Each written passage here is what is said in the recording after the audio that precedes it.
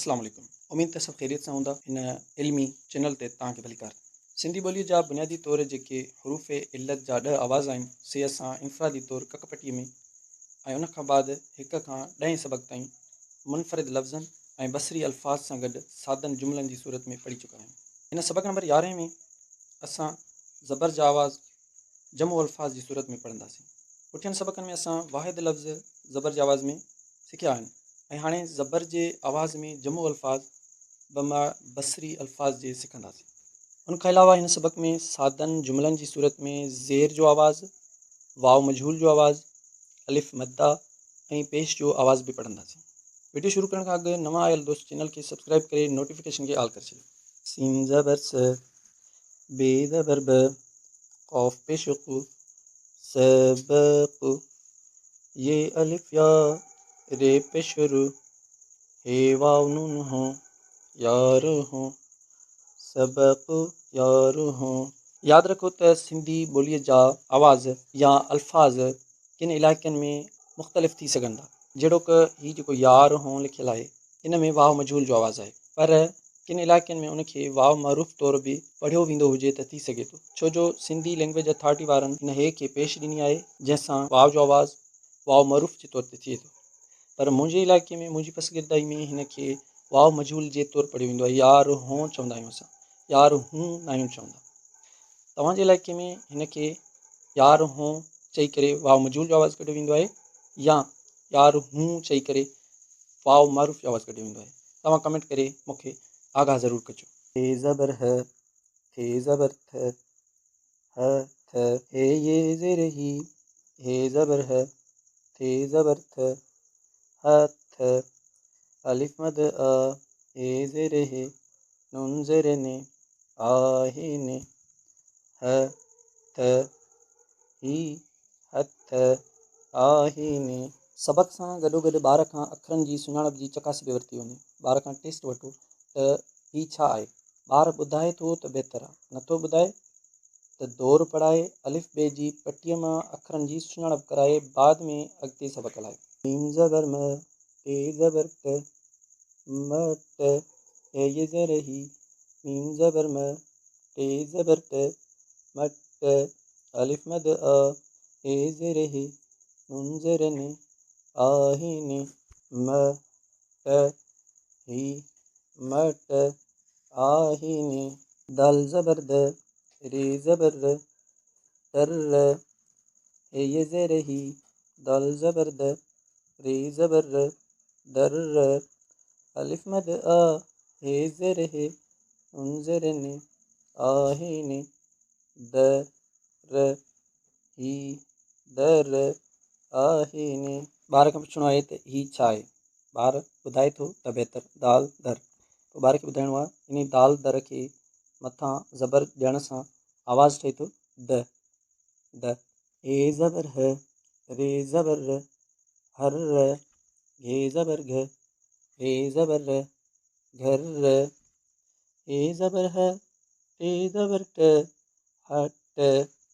हिते हेसि ताईं ज़बर जा आवाज़ जमो लफ़्ज़नि जी सूरत में पूरा थी चुका आहिनि। दाल ज़ेर दे, हिते ज़ेर जे आवाज़ जो दोहराव आहे, यानी पुठियां जेको असां ज़ेर वारा आवाज़ पढ़ी चुका आहियूं उन जो वर्जाव आहे।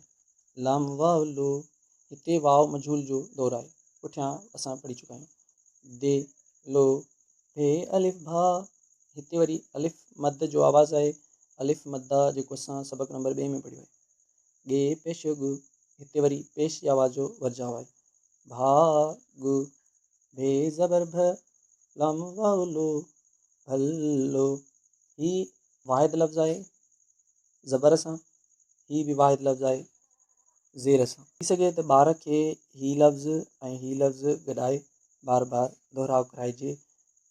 हिकु त ॿार जी मश्क बि थींदी, ॿियो त ख़बर बि ॿार खे पवंदी त ज़ेर वारो आवाज़ु ऐं ही ज़बर वारो आवाज़ु। दे लो, भलो, दे लो, भलो।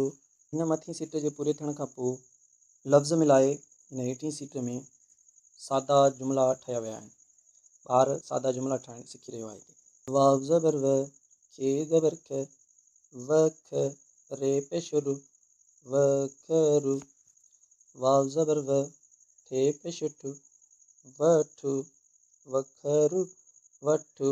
अखर धार धार पढ़ाइण जो ही फ़ाइदो आहे त ॿार अखर ऐं आवाज़ सुञाणे पढ़ंदा बजाए दुके ते पढ़ण जे। मीम ज़बर म, टे पेश ठु, मटु, बे ज़बर भ, रे ज़ेर रे, भरे, मटु भरे। घे ज़बर घ, रे ज़ेर रे, घरे, हे ज़बर ह, लाम पेश लु, हल्लु, घरे हल्लु।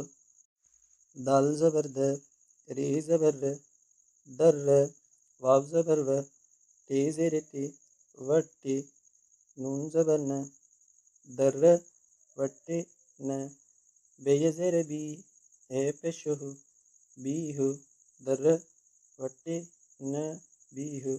ही आख़िरी बसिटूं हिजे कराइण सां गॾोगॾु रवां में बि पढ़ायूं वञनि। जीअं ॿार जेको हिजे जो सहारो वठी रहियो आहे उन सहारे खां हिन जी जान आजी थींदी वञे, छो जो अॻिते हली हिन खे बग़ैर हिजे जे बि पढ़णो पवंदो। हर, घर, हट, दिलो, भाग, भलो, वखरु, वठु, मटु भरे, घरे हलो, दर, वटे न, बीहु। लिखण जे लाइ बहितरीनु तरीक़ो हीअ आहे त ॿार हिन सबक़ खे ॾिसी लिखे ऐं तव्हां हिन जूं ग़लतियूं चेक कयो ऐं उन ग़लतियुनि खे लिखण जो तरीक़ो ॿार खे सेखारियो। मसलन हे खे हिन तरीक़े सां लिखो, थे खे हीअं लिखिबो, हिन तरीक़े सां वरी मथां ज़बर ॾिबी। उहे ग़लतियूं ॿार खे लिखी ॾियो त जीअं हू मश्क बि करे घर वञे। मसलन तव्हां हुनखे कापीअ जे सुफ़े ते मथां लिखी ॾिनो हथ, वरी तव्हां हुनखे लिखी ॾिनो मट ऐं शागिर्द हिननि खे हीअं सुफ़नि जी सूरत में लिखी ईंदो ऐं तव्हां उन्हनि खे वरी ॿिए ॾींहं ते चेक कंदो। ॿार हिननि अखरनि खे हिननि सुफ़नि खे घरां लिखी ईंदो त उनजी मश्क बि थी वेंदी ऐं ॿार आहिस्ता आहिस्ता लिखण में बि होशियारु थींदो वेंदो। हीअ वीडियो जेकॾहिं पसंदि आई हुजे त लाइक कयो, राय ॾियणु चाहियो या सुवाल हुजे त कमेंट ज़रूरु कजो। जेकॾहिं वीडियो फ़ाइदेमंद लॻे त ॿियनि सां बि शेयर कयो त जीअं ॿिया बि फ़ाइदो हासिलु कनि। अल्लाह हाफ़िज़।